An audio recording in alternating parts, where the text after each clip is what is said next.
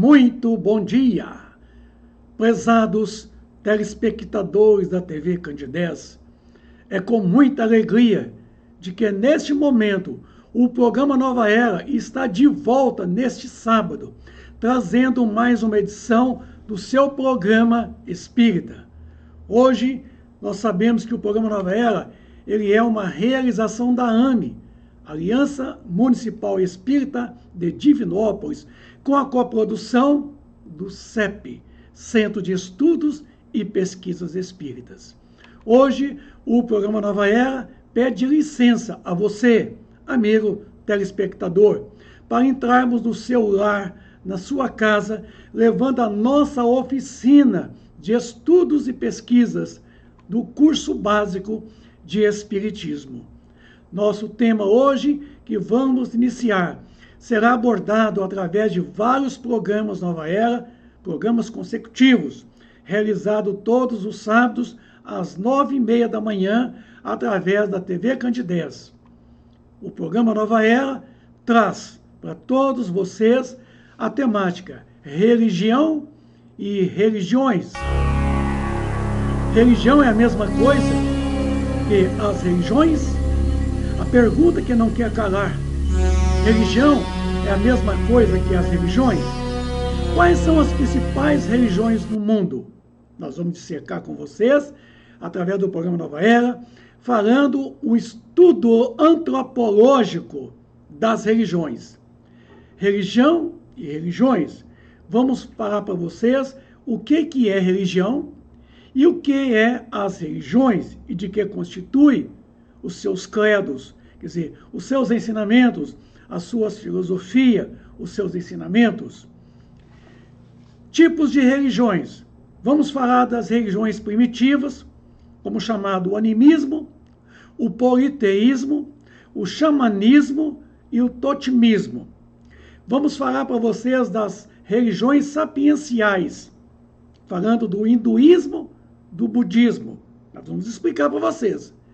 Vamos falar das religiões proféticas, judaísmo, cristianismo e islamismo, falando também das religiões espiritualistas, como o espiritismo através da doutrina espírita, dos cultos afro-brasileiros, do qual nós chamamos de Umbanda, tá? Então estaremos falando para vocês aí desse contexto, dessas religiões primitivas, dessas religiões sapienciais, proféticas, espiritualistas. Falaremos também de algumas atitudes filosóficas, que na verdade não tem uma conotação puramente religiosa, mas que trata também das indagações pelos quais você, amigo telespectador, estaria perguntando, tá? Vamos então fazermos um estudo antropológico das religiões. Vamos falarmos das religiões primitivas, quer dizer, as mais antigas, das quais muitos de nós talvez não tenham um conhecimento pleno do que é esta religião primitiva, da onde nós vamos encontrar indícios dessas religiões. Bom, religiões primitivas. O que é religiões primitivas? Nós temos que conhecer, porque hoje nós estamos numa modernidade. Nós estamos hoje no século 21, o terceiro milênio, tá? E nesta, a gente vai verificar a predominância de algumas religiões, certo? Ortodoxa e outras não ortodoxas. Nós vamos poder verificar que essas religiões primitivas deu origem através do sentimento do abstrato. Quer dizer, a religião, tá, leva-nos a entender que as religiões não têm como demonstrar de forma palpável, tangível, o conceito religioso. Portanto, que muitas religiões são consideradas abstratas. Primitivas é o nome dado às crenças religiosas e às práticas daquelas o quê? Tradicionais e muitas das vezes isoladas, as pré-culturas, que não têm sido desenvolvido de forma tecnológica, de forma científica. São aqueles conceitos antigos, nascendo, fazendo para ver como é que ficava. As primitivas incluem as religiões tradicionais da África, Oceania, algumas religiões da Ásia e os povos primitivos das Américas, os chamados indígenas.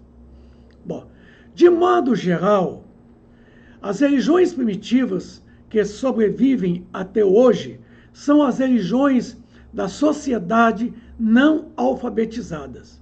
Quer dizer, alguns países da África se constituem de sociedades tribais, tá?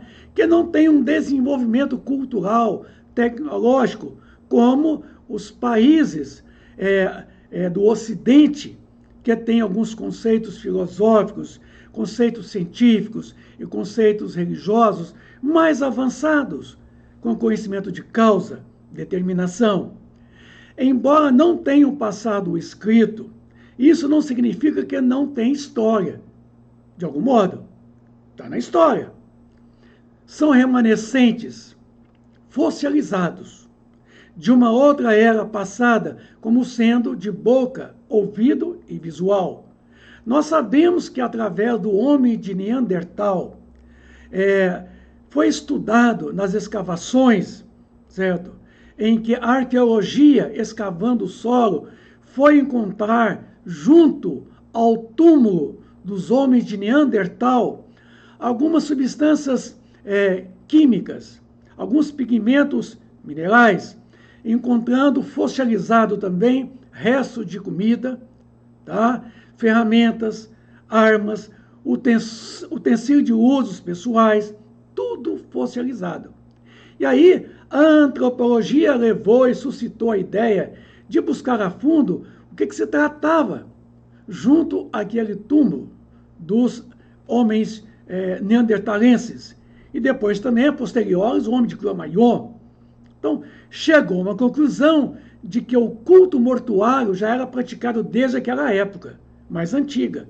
E não, podemos dizer que isso não se passava realmente de um culto religioso, que já era uma religião primitiva, nascendo ali de um sentimento muito puro, muito natural, daquelas tribos ainda muito atrasadas, o aspecto científico, seu aspecto também tecnológico.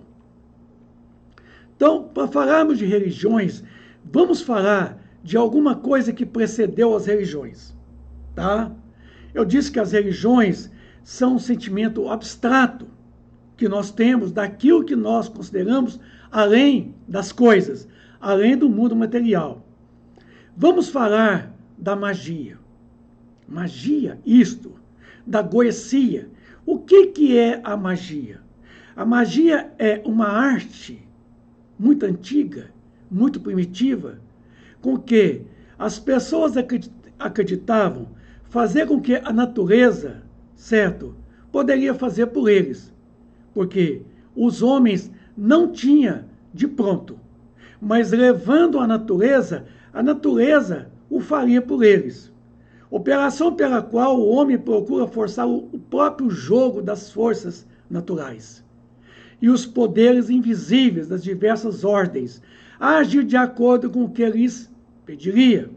Então, essas forças naturais, nós já sabemos através da doutrina espírita de que é o espírito e a matéria. São duas forças encontradas na natureza. Aliás, são dois elementos constitutivos do universo. E da união desses dois elementos, dessas duas grandes forças, nascem e surgem o fluido cósmico universal, um fluido não sui generis. Esse fluido está a manifestação de todo esse poderio pelo qual o homem lidou e lida até hoje, desconhecendo muitas vezes as suas propriedades. Isto é de fato importante não esquecermos de que o homem já tinha um sentimento inato do próprio homem de que haviam forças naturais de um poder superior ao poderio dos homens. Mas os homens não tinham conhecimento dessas forças, não sabiam onde estava, o que eram essas forças. Mas, no entanto, utilizava essas forças, manuseava essas forças, desconhecendo.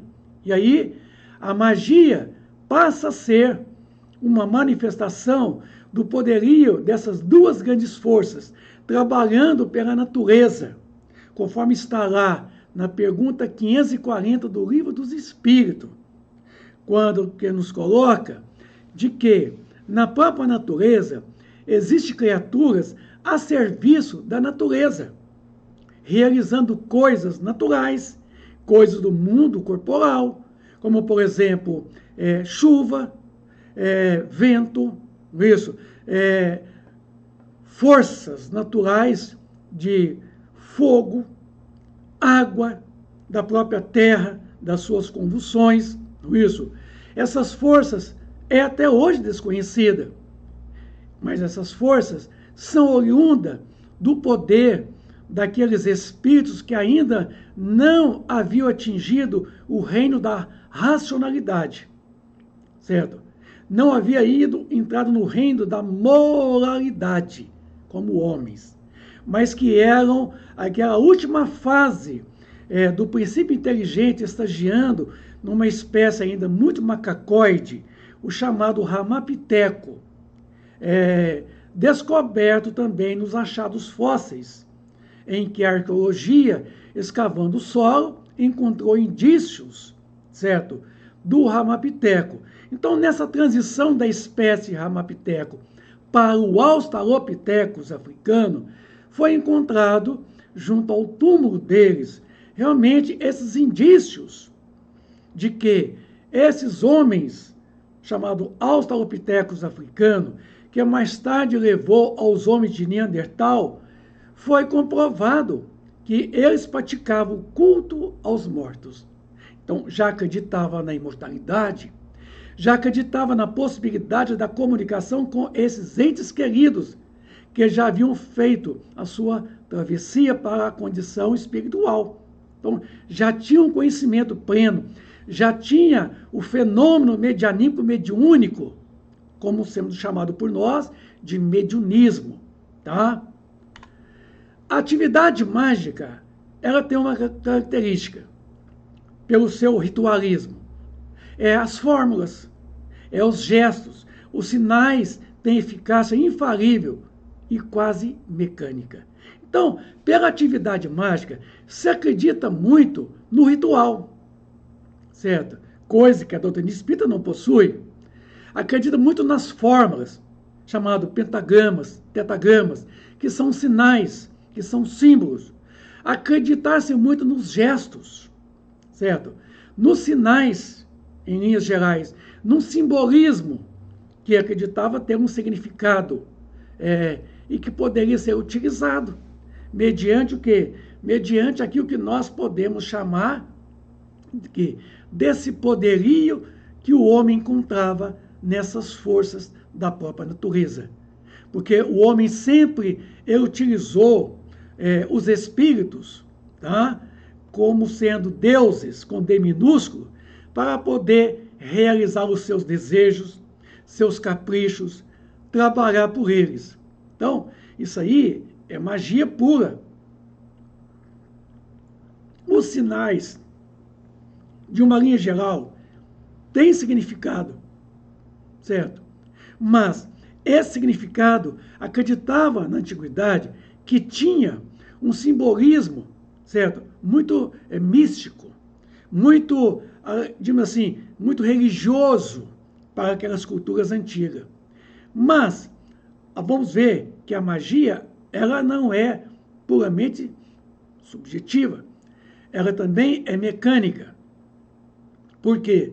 Através da magia se procura produzir o efeito, os efeitos motor, quer dizer, os efeitos de movimento, de mobilizar as forças, produzindo uma série de realizações em derredor dos próprios homens.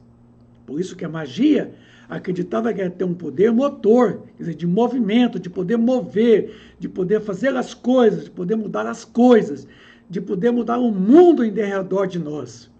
Esta é a crença antiga.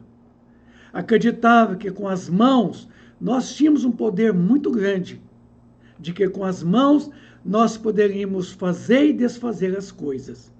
E sim, e tem um sentido verdadeiro, porque foi com essas mãos que nós temos aqui hoje, e com esse cérebro, certo? Foi que nós conseguimos mudar o mundo. Mudarmos o relevo do planeta Terra, certo? Trabalhar na edificação do mundo, pelo qual nós fazemos parte hoje. Fazer com que a natureza nos proporciona a possibilidade de nós usarmos dessas forças naturais e modificar e produzir os fatos, os fenômenos em derredor de nós. E dentre esses fenômenos chamados sobrenaturais, e que nós vamos ver depois que eles não são sobrenaturais, eles são muito natural, porque o sobrenatural não existe, tá? Não tem nada sobre as leis naturais, tudo está sub lei natural. Todas as coisas são regidas pelas leis naturais. Não tem nada que sobrepõe as leis naturais, exceto Deus, Pai, o Criador. Agora, nós, os espíritos, jamais, entende? Teríamos uma atitude sobrenatural. Então, o poder das mãos é muito relevante nas culturas antigas, que acreditavam que com as mãos o homem poderia mudar as coisas em redor de si mesmo. E temos mudado. Então, esse mundo que nós estamos vendo hoje é graças à nossa inteligência. Hoje, com um cérebro contendo 2.000 milímetros cúbicos de massa encefálica. E com as mãos que nós possuímos, nós mudamos o relevo do planeta Terra. Tá? Então, podemos fazer e desfazer as coisas. Bom, encontramos então, nessa magia, uma série de quê? De manifestação da própria magia. Dentre elas, chamada magia homeopática. É quando o efeito que se pretende alcançar é buscando mediante uma ação idêntica. Quer dizer, é pela identidade. Similis, similitude. Quer dizer, semelhante atrai semelhante. Quer dizer, buscando mediante uma ação idêntica. Simboliza o objeto em questão. Tá? Algumas práticas, como por exemplo o voodoo, que é muito utilizado lá na África, certo? Que não pertence à cultura praticamente ocidental. Ela é mais uma cultura mais oriental. Como se classifica então essas magias? Magia alopática. A que o mago não tem identidade com o efeito que se quer produzir. Tá? Por exemplo, ao preparar um filtro mágico, o mago não expressa amor ou simpatia por nenhuma pessoa ou objeto. Então, nessa atitude do mago, em acreditar que ele tem um poder de manusear essa força, certo? E produzir um efeito, mas que ele, na verdade, ele não tem nenhuma identidade com aquele filtro, aquela preparação daquele objeto mágico, pelo qual as pessoas ainda acreditam, os chamados amuletos. Tá aí. E falamos também das mancias, certo?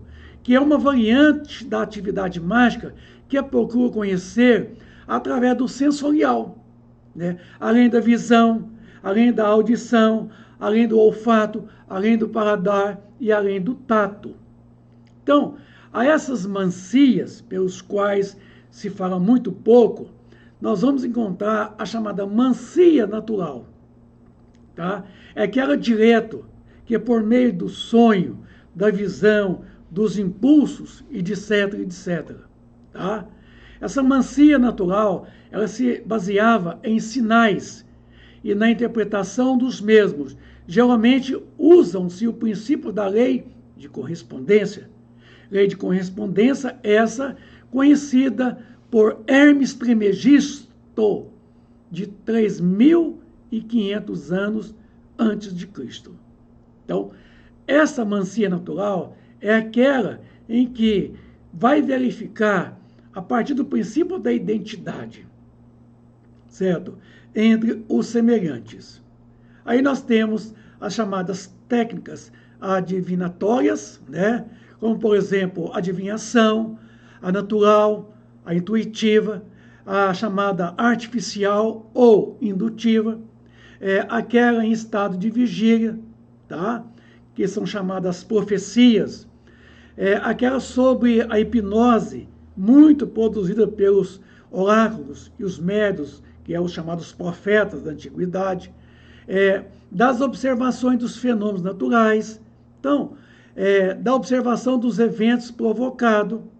E aí, dessa observação dos fenômenos naturais, nós vamos destacar a astrologia, tá?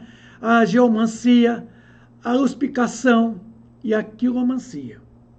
Da observação dos eventos provocados, a gente vai deparar com a prática mágica da cartomancia. E o Yang, tá? Agora, tudo isso aqui não tem nada a ver com a doutrina espírita, não tem nada a ver com o espiritismo, tá? Bom, uma coisa interessante que Aristóteles, certo, dizia que o resultado ou a plenitude ou a perfeição de uma transformação ou de uma criação, em oposição ao processo que resulta tal criação ou transformação, ele chamou de entelequia.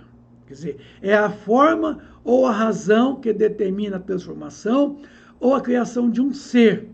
Então, Aristóteles já tinha uma percepção de algo que precedia a matéria.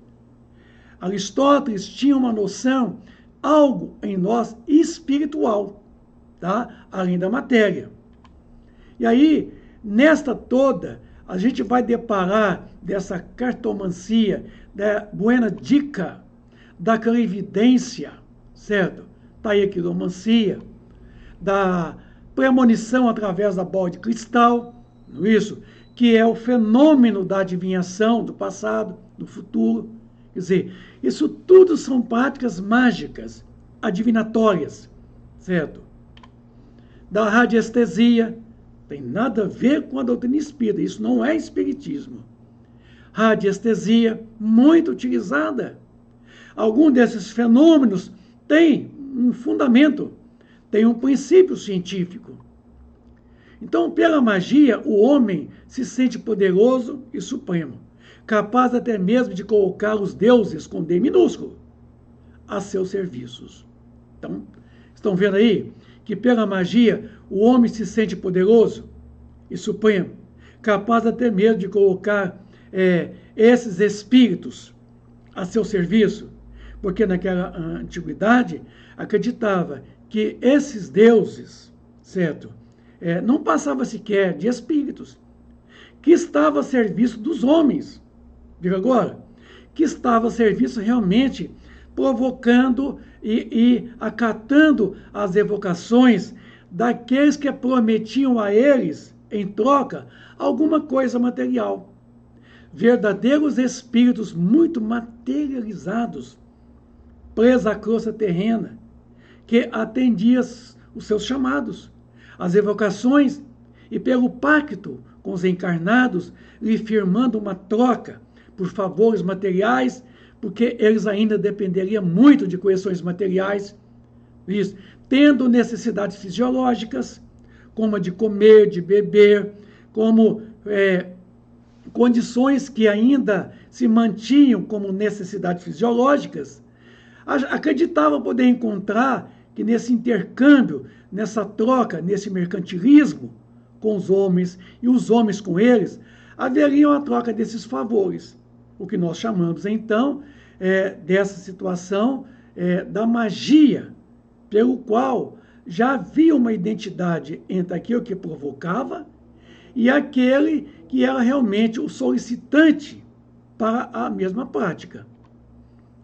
Aí, nós vimos, então, que a crescente sofisticação do conhecimento levou o homem a duvidar da milenar exploração mágica do mundo e a tentar compreendê-lo com teorias que, baseadas na experiência objetiva, abrangessem desde já a natureza, a origem da vida, a do universo, até a relação do próprio ser humano com essa realidade. Essas teorias dividiram-se de modo esquemático em duas grandes tendências, o materialismo e o idealismo. Então, percebem vocês que Leucipo, Demócrito, Epicuro, certo? É a filosofia materialista, tá? E Platão já poderia responder por essa filosofia idealista, certo?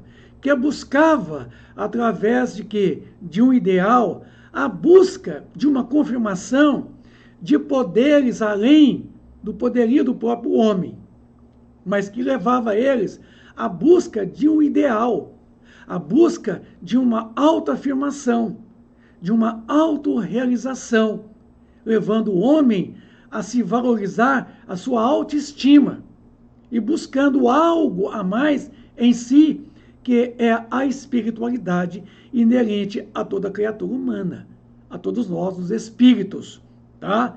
Então, Platão já tinha esse germe, essa noção de espiritualidade. Epicuro e Demócrito estavam muito longe ainda, porque a filosofia de Demócrito, Leucipo e Epicuro é totalmente materialista. Já Platão já é um grande enunciado de podermos buscar, através da filosofia, a busca de algo que estava além do materialismo. Meus amigos, nosso tempo já está esgotando aqui, através da TV Candidez. Nós queremos muito, assim, agradecer a audiência de hoje, queremos agradecer a todos vocês, amigos do Ideal Espírita, e que nós possamos convidá-los para que no próximo sábado vocês estejam conosco novamente às 9h30 da manhã, para darmos prosseguimento ao programa Nova Era, estudando aí religião e as religiões.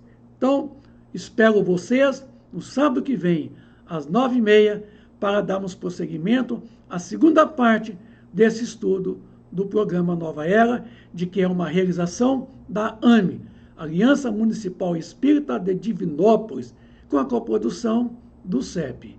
A todos vocês, um feliz sábado, um bom final de semana, repleto de muita paz e de muita alegria. Bom dia para todos. Obrigado.